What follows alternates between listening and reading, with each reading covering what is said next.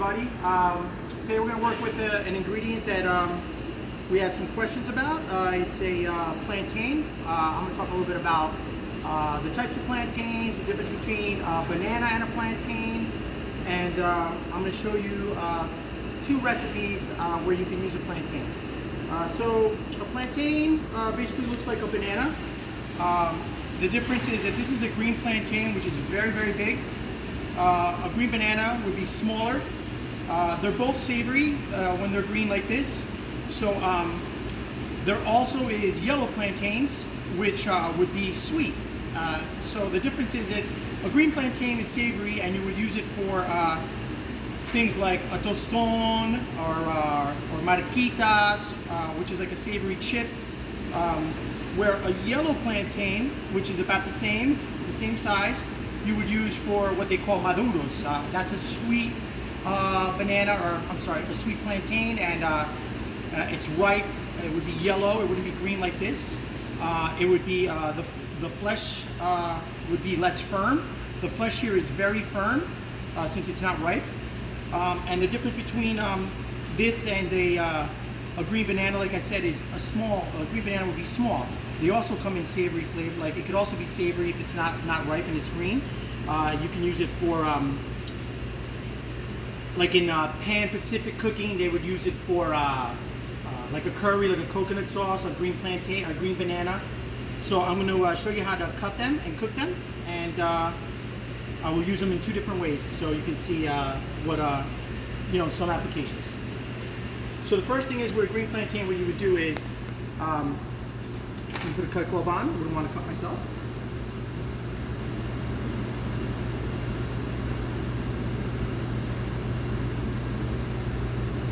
So what you would do is you would take the ends off the plantain, or the plátano, as they would call it in Latin America, and you would make 3 cuts down the ridge of the banana, as you can see it. So it has a ridge here, it has a ridge here, it has a ridge here. So you would make 3 cuts. It actually has 4 ridges, this one, so you could just make 3 cuts on the ridge. You would take your knife. You would Why the hold it ridge? like this. Why the ridge? Because it'll peel way easier at the ridge. That's the natural bend. So you would take it, you would go in a little bit, not too far, because you don't want to cut too far into the flesh, and you would just follow the line like that. Then you would do it again at another ridge.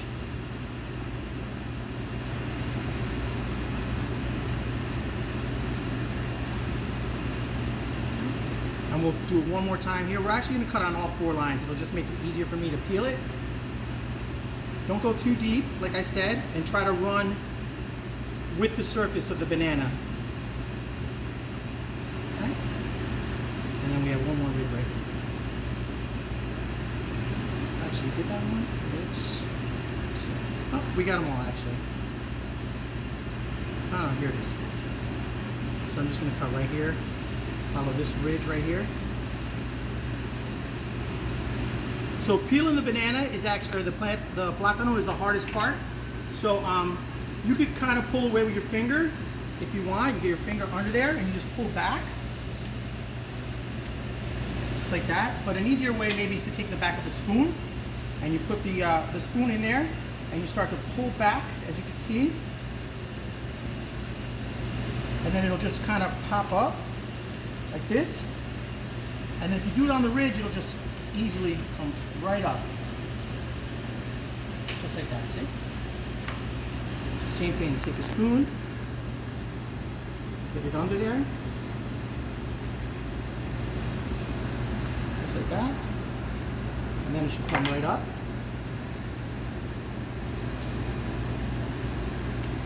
Do the last one. You can run your finger under there if you'd like.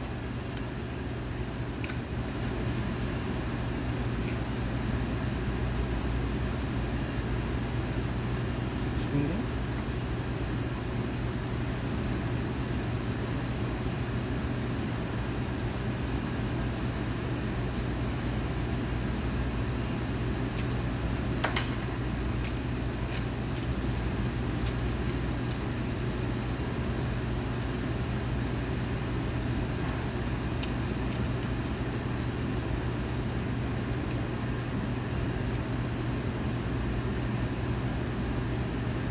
there it is.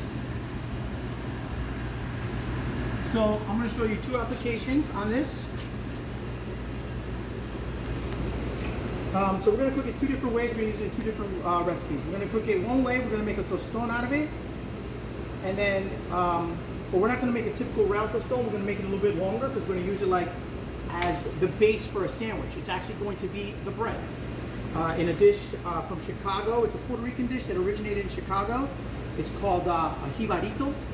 And we're going to make that. It's basically a steak sandwich, and we're going to make it with the tostón part of it.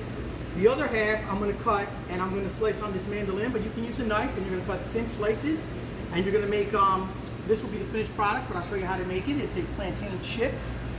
It's also called the chifle parts of South America, or marquitas. So this is a chip, and we're going to use that in a different dish. So let me just show you. I have a knife here. So I'm going to cut this right down the middle. One moment.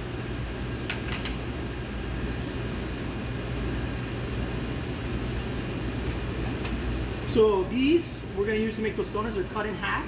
They need to be a little bit thicker because we're going to fry them once, squish them down, and then fry them again. So I'll show you how to make those in a second.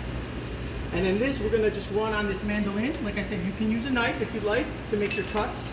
But this is a great piece of equipment that we use here in the kitchen. You can definitely buy a more of a commercial, more of like one that you can use at your house. And it's, you can find them at like Bed Bath & Beyond and stuff like that.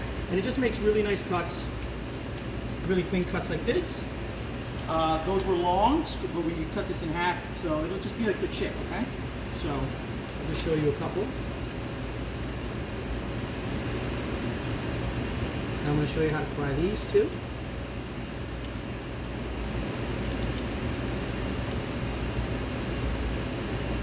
So with the banana, you could put them in water and soak them in a little bit of salt for like, maybe like five minutes or so.